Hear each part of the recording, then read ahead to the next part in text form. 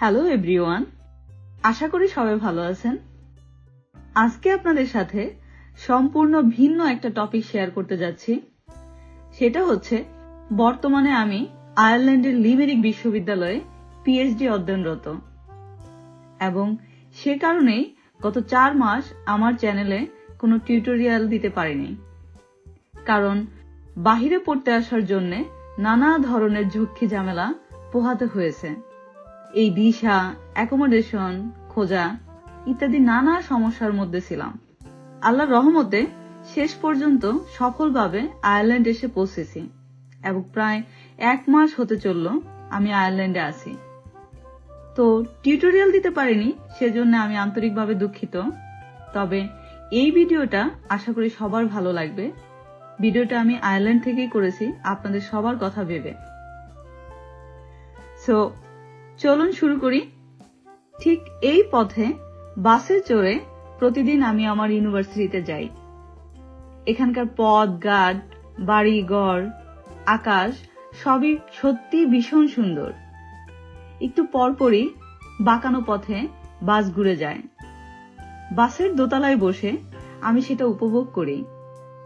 আপনারা একটু পরেই দেখতে পারবেন আমি ঠিক কোন বাসে যাই।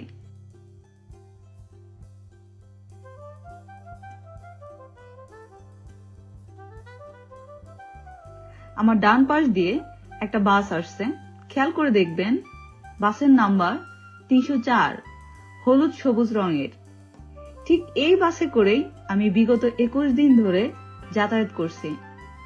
বলতেই হবে বাসের সার্ভিস ঢের ভালো এবং বাসে উঠলে মনে হবে আপনার যে আপনি কোনো একটা রোলার কোস্টারে আছেন।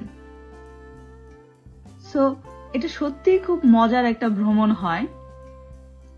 আমার ইউনিভার্সিটিতে পৌঁছাতে এই বাসে 1 ঘন্টা লাগে।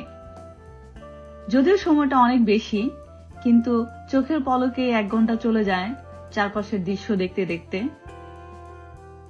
জীবনে কঠিন কিছু আসবে, কিন্তু সেই কঠিন কিছুকে সহজ করে নিতে হয়, তবেই না সফল হওয়া যায়। তো এই যে আমার ভার্সিটিতে যাওয়ার পথটা একদম সামনেই, সো আমি ভিডিওটা একটু আগে থেকে শুরু করলাম যাতে ভালোভাবে সবাই বুঝতে পারে। আর একটু পরে 304 নং বাস বাঁক নিবে এবং এই পথটা যেদিন প্রথম দেখেছিলাম আমি ঠিক সেদিনই এই পথের প্রেমে পড়ে গিয়েছিলাম। আহা, এত সুন্দর পথ যা দেখলেই যে কারণে গাইতে ইচ্ছে করবে, এই পথ যদি শেষ না হয়।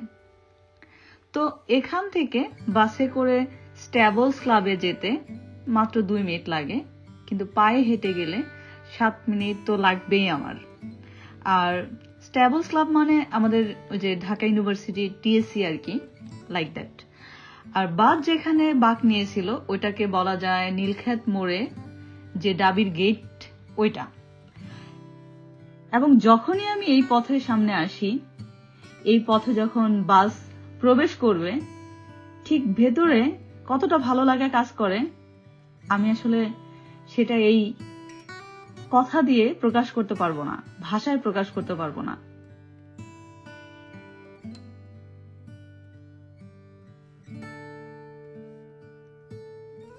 সো এই যে চলে এসেছি স্ট্যাবলস ক্লাবে।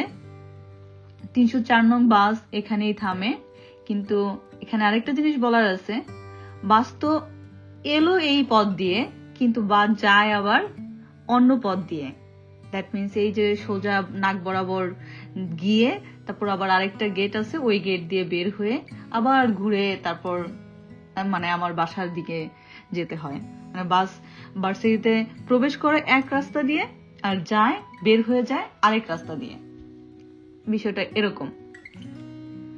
এই যে দেখা যাচ্ছে আমি একদম 304 নাম্বার বাসটাকে সুন্দর করে তোলার জন্যই এটা নিয়েছি। ঠিক বাস এখানে এসে থামে, এখান থেকে স্টুডেন্টরা উঠে তারপরে যে যার গন্তব্যে যায় আর কি। এটা 304 নাম্বার বাসের পেছন সাইড, আর সামনের সাইড তো একটু আগে দেখেছেন যে হলুদ। আর এই যে দেখা যাচ্ছে স্ট্যাবলস ক্লাবের গেট, এই গেট দিয়ে গিয়ে আবার ডানে গেলে আবার বামে গেলে এরকম আর কি আমার ডিপার্টমেন্টে যাওয়া যায়। আর একটা কথা না বললেই না, there are lots of exit points and entering points, অর্থাৎ এখানে ডিপার্টমেন্টের এত এত গেট যেখান থেকে আপনি চাইলেই বের হতে পারবেন এবং আপনি আবার চাইলেই ঢুকতে পারবেন। মানে এর জন্য দেখা যায় যে আমি অনেক সময় হারিয়ে ফেলি। প্রথম প্রথম তো খুবই হারিয়ে ফেলতাম, এখন তাও চেনা হয়েছে কিছুটা। এখন অন্তত আমার ডিপার্টমেন্টে যে কোনো জায়গা দিয়ে আমি ঢুকতে পারি, বুঝতে পারি যে এই বিল্ডিং এ আমার অফিস, এরকম আর কি। আর এই যে দেখতে পাচ্ছেন স্ট্যাবলস ক্লাবে কতগুলো বেঞ্চ এবং গোল টেবিল বসানো আছে, এটা দেখলেও মনে হয় যে কফি হাউসে সেই আড্ডাটা আজ আর নেই, এরকম আর কি। তো দেখতে অনেক সুন্দর লাগতেছে এবং এটা আসলে সকালবেলা নিয়েছি আমি। সো এখানে আর একটু পরে আর কি একদম জমজমাট হয়ে যাবে, সব স্টুডেন্টরা এসে বসবে, এখানে বসে থাকবে, গল্প গুজব করবে। মানে সব মিলে সুন্দর পরিবেশ পড়াশোনার জন্য এবং গল্প করার জন্য, আড্ডা দেওয়ার জন্য। Just best place, awesome. আর এই যে দেখতে পাচ্ছেন একটা স্ট্যাচু, এই স্ট্যাচুটাকে বলা হয় থমাস স্ট্যাচু। এবং আমি যেদিন প্রথম আমার ইউনিভার্সিটিতে আসি সেদিন ঠিক এই থমাস স্ট্যাচু থেকেই আমাকে 4th ইয়ারের একজন স্টুডেন্ট রিসিভ করেছিল। এবং এটা আমার সারা জীবন মনে থাকবে, কারণ আমি সবাইকে বলে বলে থমাস স্ট্যাচুতে গিয়ে দাঁড়িয়েছিলাম এবং ওই মেয়েটার জন্য অপেক্ষা করতেছিলাম যে আমাকে নিয়ে যাবে আর কি। তো এটা আমার কাছে খুবই স্মরণীয় একটা স্ট্যাচু হয়ে থাকবে। 4 বছর যদি আমি এই ডিগ্রি শেষ করে এখান থেকে চলেও যাই, তবু আমার এই স্মৃতিগুলা সবসময় জলজল করবে। এবং স্মৃতি সবসময় মানুষের মনে থাকে, মানুষ সবসময় স্মৃতি কুড়ায় এবং প্রতিটা মানুষের স্মৃতি কুড়াতে ভালোবাসে। এইটা আমার বাসার কাছে বাস স্টপেজ। বাস থেকে নেমে আমি এই পথ ধরে বাসায় যাই। এটা আবাসিক এলাকা, অনেকটা কলোনির মতো, আরো ভালো করে বললে অনেকটা আমাদের বাংলাদেশের ঢাকার গুলশান বনানী এলাকার মতো। সিমসাম পরিবেশ, খুবই সিমসাম, সুন্দর ও নিরাপদ পরিবেশ। এই যে দেখতে পাচ্ছেন আইরিশ বাচ্চারা বিকেলে খেলছে, এখানে স্কুটি চালাচ্ছে, ওদেরকে দেখলেও খুব ভালো লাগে। সত্যি ভেতর থেকে একটা ভালো লাগা কাজ করে।